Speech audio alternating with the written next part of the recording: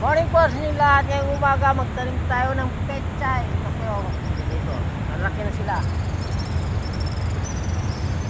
Ito ko sa inyo kung gaano kalaki yung pechay. Magtanim. Ayan, ganito kalaki. Ayan siya kalaki. Minsan nga mas malaki pa rito. Pero ito okay na to. Kaya na to. 90% kaya na mag-survive to.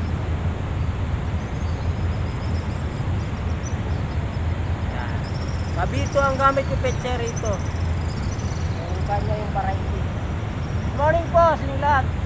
Happy Father's Day pala sa lahat mga fathers. Good morning sa ating lahat. Tara po, style ko dito pa magtanim ng petsa. Ginawa ko, tatuhan lang.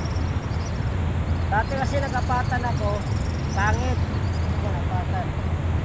May isa na gano, hindi ko malaki. Kaya ginawa ko, tatuhan na lang. Para may space sila na tama. Para makapaglaki sila ng gusto. Ayan po, ganyan lang sistema ko magtanim. Ayan. Ayan lang po kasimple magtanim ng pechay. Distance niya. Ayan. So.